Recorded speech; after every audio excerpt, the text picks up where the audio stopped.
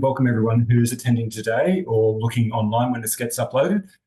We're going to be looking at using parametrics in blocks.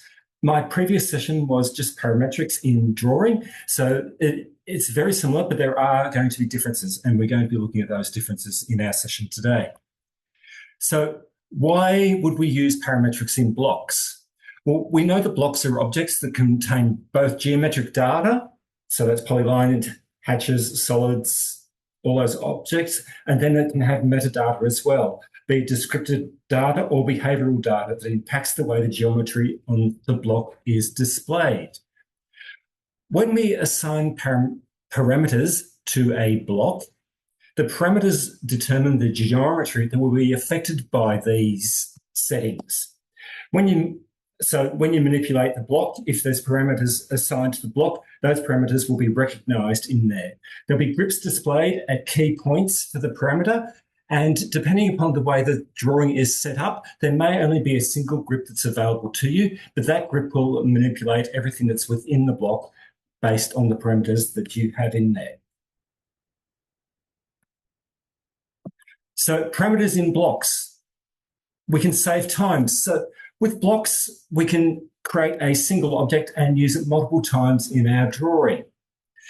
It allows us to modify properties in a block because they are replicated throughout our drawing, and it allows us to reuse our data. Rather than using just drawing objects in our drawing, if we convert them into a block, they become a single object that we can deal with as a single item. It'll also reduce the file size. So when we're working with blocks, we have a single block definition that's placed into the AutoCAD database. That single block definition is then placed in your drawing with a single reference. So it's only referencing the block table of the drawing, whereas if you're drawing objects and you copy those around, if you copy 10 objects around, you're going to be copying 10 objects around each time. With the block, a block may have 10 objects in it, but it has a single block definition. Those 10 items are stored in the block table, but our block definition is a single item. When we copy the block around, we're copying single items each time. So if we copy 10 blocks around, we'll only have 10 items in our drawing. However, it will be referencing those 10 sub-items that are inside the block. It'll improve your flexibility and intelligence with the parametric blocks. The parametric blocks, they rely on parameters that can have an infinite number of constraints to the geometry. Having said that, the constraints need to be valid. If you put a constraint in that is invalid, the software will tell you and will prompt you to remove that parameter, or it will allow you just to ignore and continue on your way. So we can link objects together in our parametric blocks, and we can create associations with other objects in our block. There are different types of constraints that are available. We've got parametric constraints. Parametric constraints, by definition from Autodesk, are a feature in AutoCAD that assigns constraints to objects, establishing the distance, location, and orientation of objects with respect to other objects. For example, in the view that we have over on the right-hand side, you'll see there's little items shown in here. These things in here are parametric controls. So those parametrics, we've got vertical lines in here. So if these lines here are set to be vertical with each other, so they will remain vertical in there. So no matter what we do with our block, those items will always remain vertical. So the objects can relate to others, they can be coincident. There's multiple things that can be done in there. The constraints only apply to 2D geometry. And there are two types of parametric constraints. There's geometric constraints and there's dimensional constraints. So the dimensional constraints look like dimensions, which we can see in our image just here. So these are dimensional constraints, and these little square ones that we see on screen, they are geometric constraints. If we have a look at the image that we have down here, this is a block that's been created in AutoCAD based on the parameters listed above. You'll see that I have the properties window open, and we've got a single entry here that says horizontal, and all the other entries are grayed out. If we modify the length of horizontal, the block will change size and everything will scale down based on that setting. With geometric constraints, we have different types of constraints available to you. We can see in the right-hand panel that I have displayed here, this is the block palette that appears when we're in the block editor.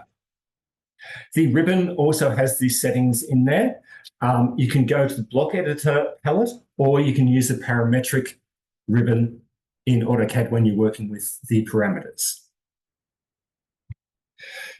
The Autodesk definition of geometric constraints are rules that define the geometric relationship of objects or points of objects and elements and control how an object can change shape or size. It will also add intelligence to your drawing. When we're adding constraints, the constraints are generally applied between two entities. The entities that you select in sequence are important. If you want to move an object into the destination, it needs to be the second object that is selected. So when we're creating our constraints, we choose our first object, and then we want to get the object that is going to be constrained, and that will move into position based on your constraints you apply. When we're editing blocks, or we have a block that has constraints in it, if we explode that block, it will retain the geometric constraints. So just be aware that with geometric constraints, they will be retained. The dimensional constraints will be removed. We can also go the opposite way, and we can assign geometric constraints to an object, then convert it into a block, and those geometric constraints will come through into the block. Dimensional constraints do not transfer between blocks and native AutoCAD drawings, or sorry, native AutoCAD objects. Changing the object type, such as converting a line into a polyline, removes the constraint. So the constraint is applied to a certain object. If that object disappears, that constraint will disappear. So a line becomes a polyline, so it's no longer a line. So that constraint goes. If we explode a constrained polyline or any object that is constrained, the applied constraints will be removed as well. Also, copying an object within a block with constraints will copy the applied constraints if all objects are copied. We can add geometric constraints automatically to our drawing. We can do that. We can auto-constrain, and we can infer constraints. So auto-constrain, sorry, I clicked the wrong button there. Auto-constrain allows us to select objects, and it will constrain the objects based on the settings that we have. And that is based on these constraint settings that we can see here. Inferred constraints is when you're drawing, if this is turned on, this icon down here, if you're drawing and you draw a line that's parallel to another line that you're drawing at the moment, it will place a constraint on there to state that it is a constrained point. Similar to auto-constrain, constraints are applied only if the objects meet certain conditions or constraint conditions. Objects are not repositioned as a result of inferred constraints. So there'll be no modification to your drawing when you're inferring constraints. We're just going to have a look at that just quickly and the way that constraints work in a typical drawing. So I have a drawing here. I've got a little object in here, but what we're going to have a look at initially is the auto constrain button. So I'm going to draw a rectangle over here. I'm going to draw a circle. similar to what I've got in the other window there. I'm going to offset the circle, so I'll just go copy. And here, we have these objects in here. We've got a rectangle. We probably want the verticals to be vertical, the horizontals to retain and be horizontal, and we want the circles to be coincident. So if we were to select auto constrain up here and select these objects, I'll press enter, and you'll see that these constraint objects appear on screen. The constraints that we've got in here that have appeared are based on the settings that we have in our settings. If we click on the little arrow here, this will bring up the settings. And this will, there's 3 panels here. On the auto constrain panel, these settings, with these settings turned on, these will be applied. So all these settings are turned on except for equal. So when I auto constrained, it went through these settings here and determined the ones that could be used. Just going to close that window there. So now, if we have a look at this drawing here, if I grab a circle and I'll try and move it, you'll see that both circles go with it because it is constrained with these coincident icons here. So they will stay together. With this vertical line here, with the rectangle, if I click on this, you'll see that the verticals stay as they are and the horizontals will stay horizontal. If I click a corner, you'll see that it's actually enlarging, but the horizontal lines stay horizontal and the vertical lines stay vertical. So we'll just move on from that one. If we go to auto constraint, I'm just going to turn this one on. So infer constraints. If we right click in here, we can go to infer constraints settings. And here, with the setting turned on, we can see that this item here is checked. However, when we are drawing, it's going to look at these options. And if they're met, it will put those constraints onto our drawing. So having said that, if I draw a line as opposed to a polyline, so I'm just going to go polyline, I'll just go, sorry, line, go at multiple places. You can see there's little dots are appearing on each of the intersections. If I come back up here and I go vertical, you'll see that it's actually placed a constraint when I did that vertical object here.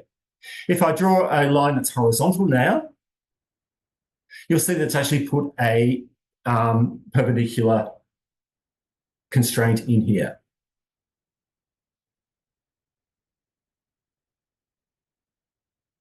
So having said that, I'll just press enter to get out of here. You'll see that we've got these little blue points at the ends, and it says that this is a coincident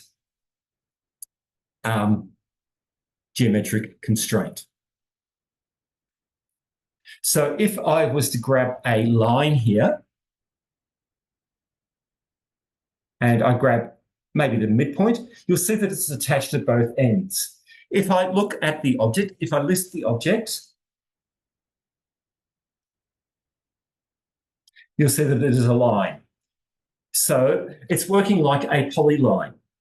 If I grab this line here and maybe I move this one on an angle, you'll see that with the perpendicular here, it's keeping that perpendicular constraint and it's moving the other objects around based on the constraints. This one here, if I move this one down,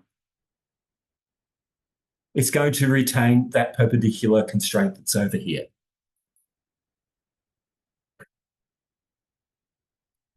So we'll just go back to our document. So the other constraint type is dimensional. The Autodesk definition is parametric dimensions that control the size, angle, or position of geometry relative to the drawing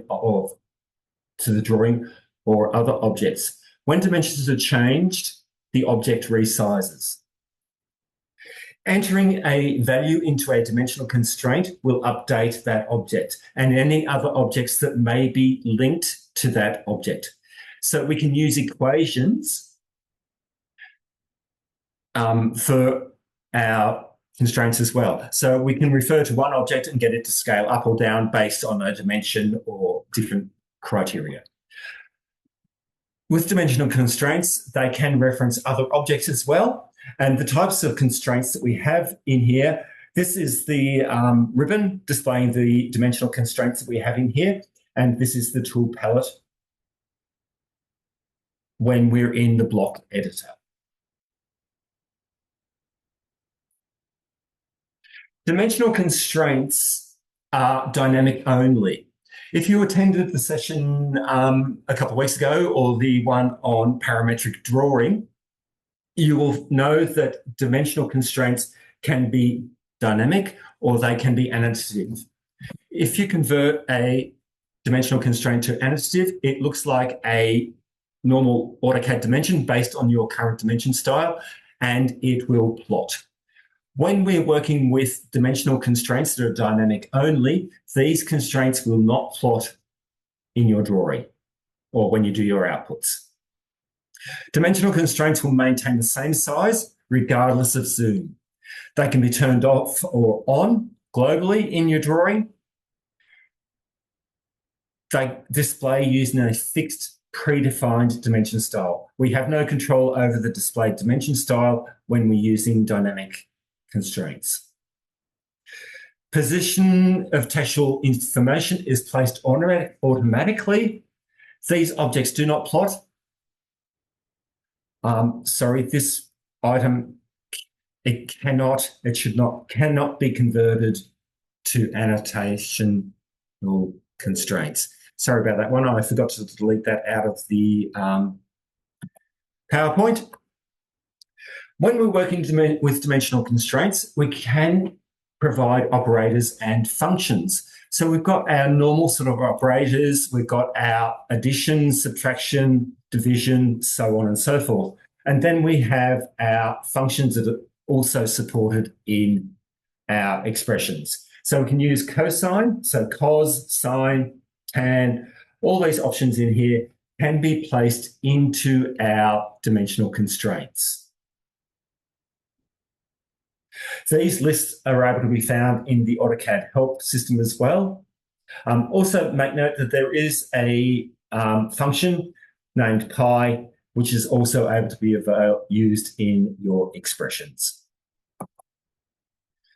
Dimensional constraint tips. When you're applying dimensional constraints, it modifies constrained geometry to satisfy the applied constraint. Exploding a constrained block deletes dimensional constraints. It will remember or it will store the geometric constraints. And dimensional constraints can contain annotations. So what we're going to have a look at now is we're going to go back into AutoCAD. We're going to create a block. And we're going to create some parameters and things in here. So I'll just get rid of these ones here. This object here that we have on screen is a drawing that is just an AutoCAD object. So these are just normal AutoCAD items, and you can see that it has constraints and things applied to it. At the moment, we cannot see any of them because hide all, or I've opened my drawing recently, and it will open up and it will not show the constraints. If I click on show all, it will display those constraints. And if I click on show all here, it will show the dimensional constraints. So whilst we're here, if we click on here, we can get to the geometric constraints. And we've got settings here for the transparency of the items. I've set my transparency high just so they display quite vividly on screen for me. We've also got dimensional constraints. With the dimensional constraints, we can change the display format. So you'll see here that this one here states D1 equals whatever it may be. We can actually change this here to be the name. So if I click on OK, it will just state D1. If I come back into those settings and I change it to value, it will display the value of the item. Generally, when we're creating the constraints, we'll just leave it as name and expression. And then if you're going to change the items, or you're going to change dimensions to be reportable or able to display, you will change the display up here to value, and that will display for you. We can show locking icon for annotational constraints. So if they're locked, you'll have a padlock on there, and you can show hidden dynamic constraints for selected objects also. So this item here will get you into dimensional constraints. This will get you into geometric constraints. And right-clicking down here will get you into the Infer Constraints panel.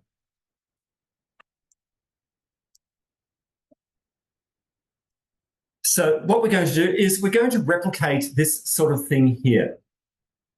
So we're just going to draw a rectangle. I'm going to turn on Infer Constraints as I'm drawing. I'm just going to draw a rectangle. So what this has done, it's made these two lines parallel with each other. These ones parallel with each other. This one vertical, and this one at right angles. So if we were to modify this and stretch, we can see that the object changes shape. If we grab a different grip, we can see that it changes here. Okay, so just going to do a couple of circles now. I'm not concerned about the size, and I'll just do another one. I'll just copy that one out, just so it's in the same place. And I'll just place that one there. Press Enter, and you'll see that the constraint hasn't applied on this one. So I'm just going to click on here, and I'm going to click on concentric. And then select the objects, and then the second object. So these two are constrained to each other. If I move one, I can change the diameter. That's no issue. But if I move one, both of them will move. So what we're going to do now is we're going to create a block. So going to go through the normal procedure of creating a block. Just going to call it sample. I'll go specify on screen for all of these items. So I'm just going to click on this point here for the base, and I'm going to select those objects. You'll see that the constraints have disappeared. If I show hide constraints, show all, those constraints do not appear. If I double click on the block, we're going to go into the block editor now. And you'll see that those constraints have come through into our drawing. And it's also displayed the block palette as well. If we have a look on the constraints panel, this is where our constraints are kept. If we have a look at the parametric panel up here, we have parametrics up here. And also in the block editor, we have the tools available to you in here as well. So what we're going to do is we're going to add some parametrics to this drawing. We're going to do an aligned parameter. I'm going to go from this corner here over this one here. The reason I have selected the object in that direction is because I want this control to be displayed on this end. It's come up with a parameter name called D1. We'll just call this one horizontal. I'm just going to go horizontal. Sorry. So I'll go again, aligned.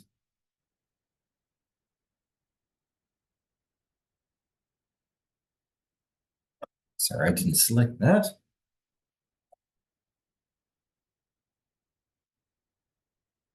Did it that time. Okay. So I'm going to come back and I'm going to change that to horizontal. Pace is unimportant when we're working with the parameters. The parameters also, there's a parameters manager up here, which I'll display on screen. And I'll just place that over on the right-hand side just so we can see what's going on.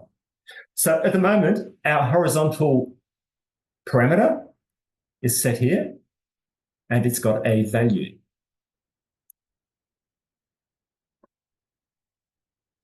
What we want to do is we want to do another aligned dimension or another aligned parameter. I'm going to press enter this time because I'm not concerned about the way the grip is appearing on screen. So I'm going to click on here and then come out to the left, click. I'm going to go to the far end and I'm going to go vertical, VER. Press enter. And you'll see here, as it is, if I go to test block,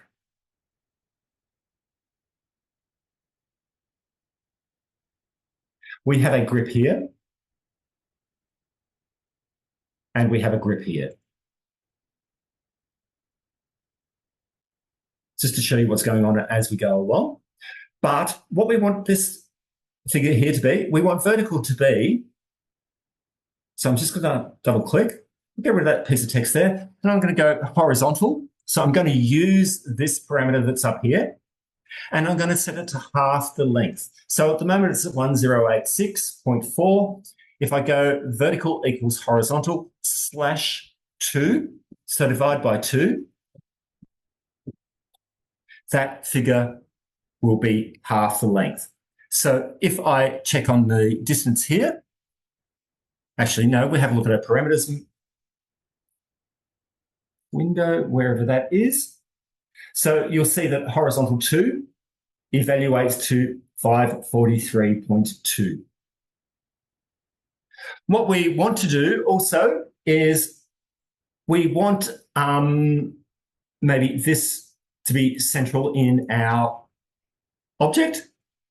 So we could go and we go a lot, we'll go linear this time. Pick this one, then we'll pick the inner one, press enter. Sorry, I missed that one. Linear. There, through to there. And this one, we'll go horizontal, underscore half.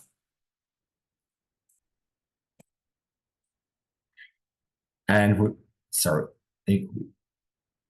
Sorry, I'm not sure what I've done there.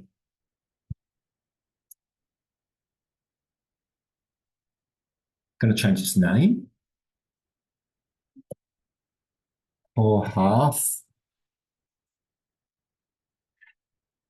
equals, we'll go horizontal divided by 2. So that will place it in the center. And now we'll do another one. We'll go from the center here. And we'll go up to this point up. This one here, we'll call it vertical half equals vertical divided by 2. So it's placing it in the center and halving the distance. Let's move that one out of the way a little. So the next thing that we want to do is these circles. So we might have a radius we want in here. We'll go for the outer one. Radius equals, we might just leave that as it is, and maybe we'll call that radius is the half. So it will use that dimension for the radius. We're going to set another radial here. This one is radius 2, and this one, we're just going to change the entry to here, and we're going to make it rad 2 equals rad 1 minus, say, 25. So there'll be an offset from the outer one to the inner one that will always be 25 units. If we close the block editor now, I'll just save that. If we click in here and we shrink the block, you can see that the offset for the circle is staying at 25 and it's staying in the box in the position where we have it at the middle of the object. So it's staying in the middle and these distances are staying the same. I'm just going to go back into the block editor now. So I'm just going to double click on it.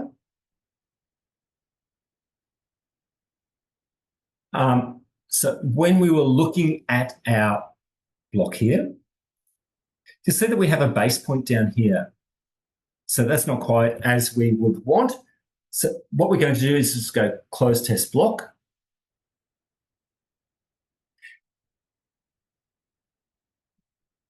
We're going to choose fix up here, and we're going to put a point down here on the end. So now when we have a look at our test block, when we click in here, sorry, maybe it doesn't show up there, close test block.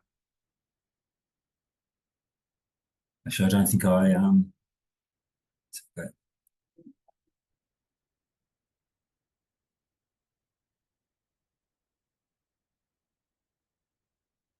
I've put one in there somewhere. I'm not sure where I've put it. Sorry about that, guys.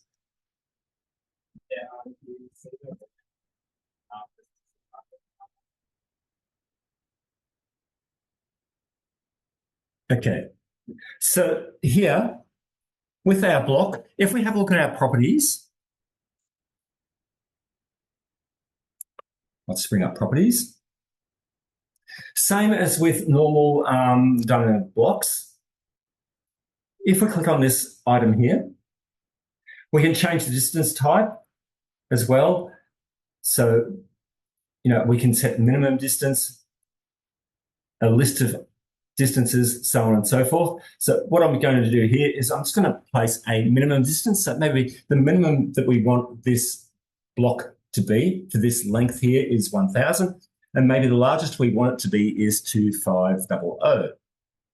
If we press enter, we'll test that block again. If we click on here, we should be able to stretch. And you'll see that we can't go any further than 2,500. If we go smaller, we should find that we can't go any smaller than 1,000. So we can have control over the size, the maximum and minimum size of the item that we're working with. I'm going to come back into our block again.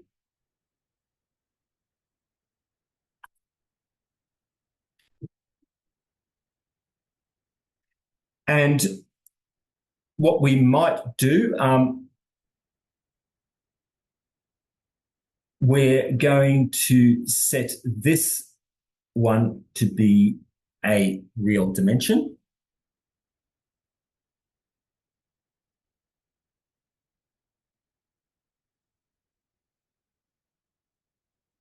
Not sure if this works like this. So I'm just going to delete this one. And I'm just going to place another one in here.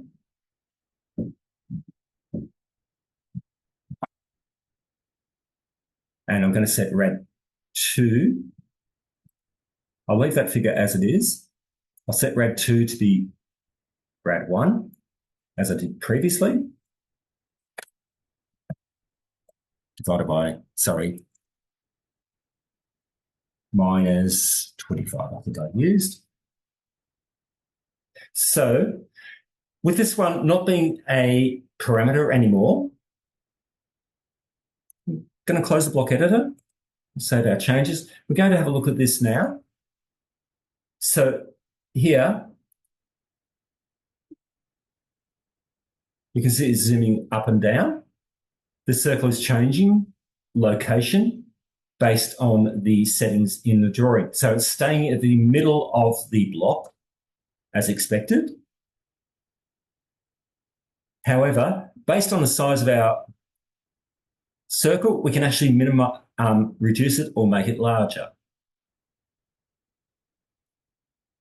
Okay, so we've got a single block and we've got those controls in there, allows us to work with either the horizontal length of the block or the circle that's assigned as well. Just going to go back in. So I'm just adding little bits and pieces as we go along, just little suggestions and things. So here we could come back in here and maybe we could, rather than using the half and half in here, maybe I'm just looking for a point move. So maybe this one here, point move. I'll click on the circle, place this in here. We'll right click on here. So this is similar to you would have seen with a dynamic block with adding a selection set. So we go new selection set. We'll come around here and we'll select our objects. Press enter. We'll test our block now.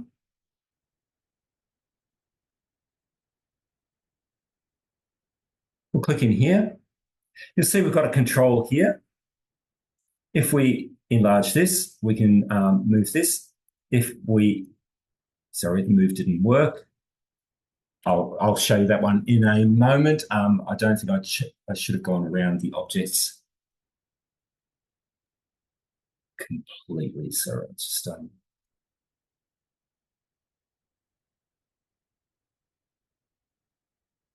to go around there. Try again.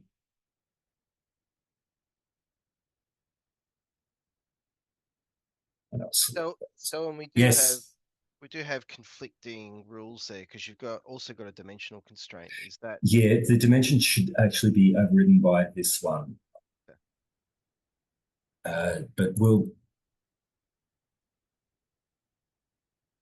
So I did testing before and I didn't have to remove those little buggers, but anyway. Get rid of those. Just go to test again.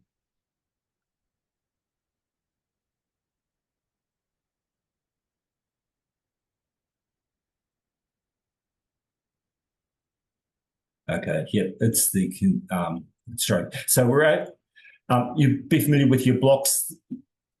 You know, with a normal block, we wouldn't be able to move things within without using the parameters that we've just assigned.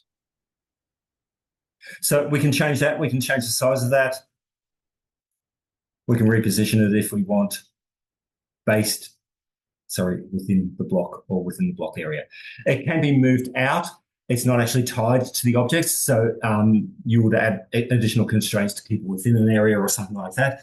But you are able to have a block where you can move things around.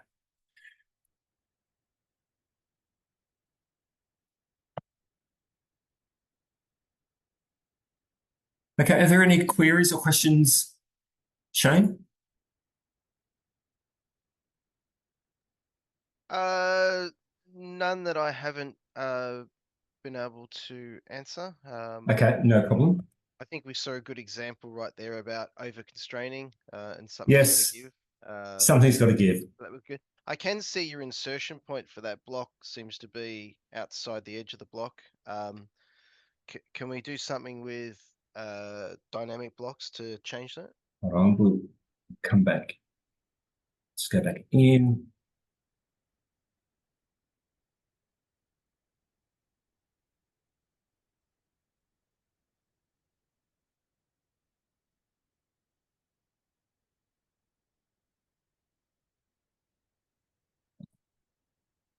Base. I think base point. Sorry, I couldn't see from looking there for a moment. So base point, we'll just put that down here. I'll go to close test again. And click on the block. We've now got the base point is here. That's what you're after, Shane? Yeah, that was my question. Yeah. So the original base point, which was down here somewhere, is now set to here. If I was to insert that block,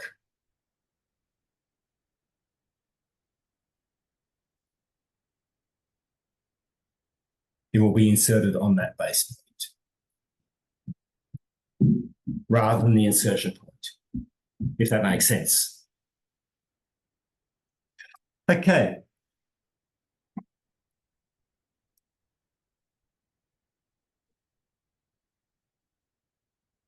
Oh, sorry, whilst I was here. So here, if we have a block selected, so we cancel, and I've got properties open, you'll see here that we have exposed the items that are available. So if I go 1000 here, the block will change size based on that entry here. I can change my radius here to maybe 150, and that radius will change in my drawing. I can also change the X and Y position using the properties window, but probably in that situation, it's probably easier just to grab the items and just move them around.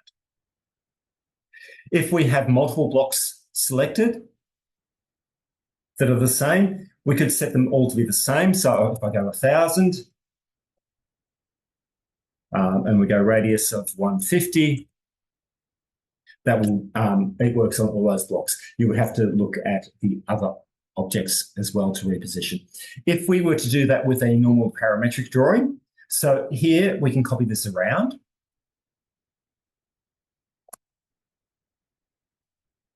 Sorry, a little bit slow. If we copy this one around, the actual parametric drawing, if I go copy, I've grabbed them all, so it should copy all the parameters and everything around. If I copy this and I'm going to do 3 copies, and you will see that I've got D1 here, I've got D7 here, and I've got D11 here. Whereas when we're working with a block, we can work with all of them, and those parameters will always stay at the same name. If we were to have a look at the parameters, so I'll just bring that up here.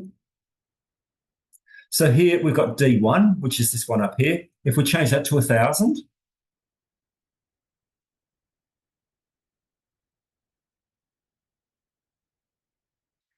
we'd also have to go down to D7.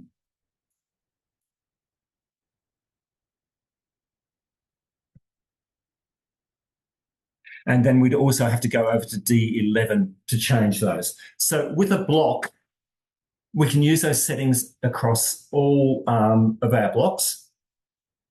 The one thing about our parametrics, when we're working with parametric drawings, is that this item here, if we were to select it and we have the constraint option over here, we can change this to annotational and it will display and be able to be printed. That functionality is not available with the blocks, with the parametrics in blocks.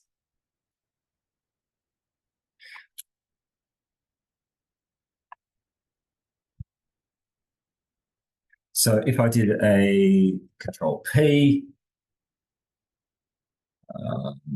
let's go Window,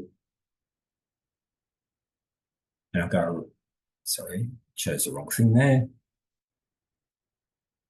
Go around here, Preview. You can see that that parameter that's been changed to an annotative dimension prints or displays, whereas the other parameters do not.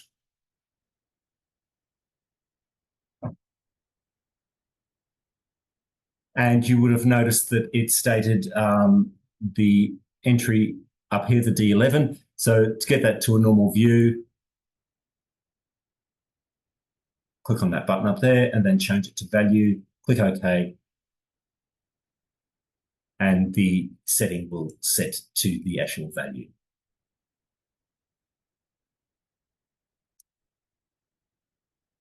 If you were to dimension blocks, or want the dimensions to come through in blocks, you would have to place a dimension in there, a normal dimension. So cancel.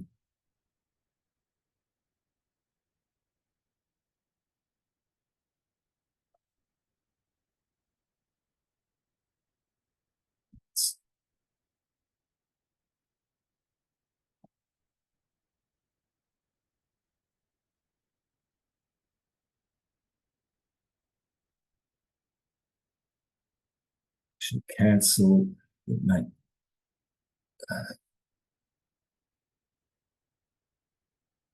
Okay, so that will bring through the dimension. So you would have to actually place dimensions on your block if you wanted dimensions to be coming through.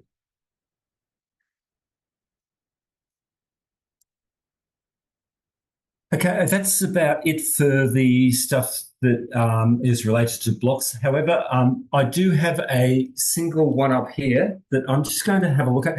I'm going to pretend this is a gate or a stop valve or something like that. When you're moving blocks around, so this block here, if you're going to move it onto a line or something like that, so over, I'll just go near, so up here. So, we want it to attach and maybe we want it to rotate and align with the object. So with our blocks, if we double click on this block here, I'm going to click on gate and open it. On the block authoring palettes panel, there's an item here that says alignment. If we click on alignment and we'll go to the midpoint here and I'll just go horizontal. I'm not concerned about how far I go or anything like that. We'll click on close block editor now. Save to gate. I'm just going to move that away.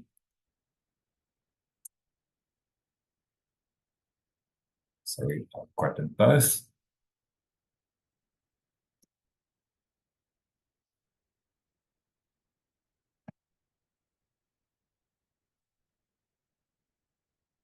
So if I bring in the gate block, you see now that when I come up and hover over a line or something, I'll just zoom into this area here.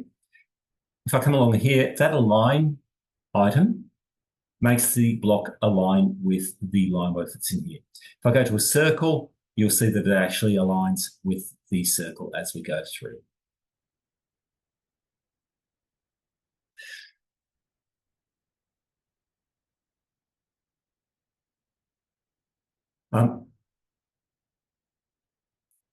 Let's double click on that block again.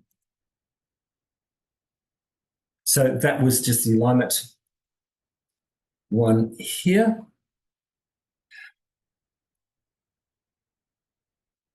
Anything else you'd like me to show, Shane? We had a look at point moving. Yeah, no, that's good because it fleshes out, I guess, a couple of the extras we didn't show last time we talked. Yeah, dynamic. The align tool is really handy to have. In any block, you can place an alignment in there. Whether it's a rectangle, block.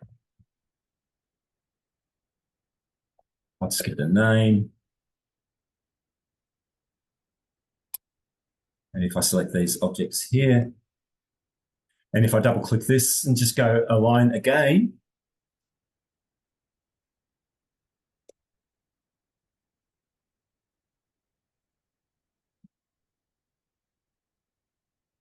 and we'll go align and we'll go mid.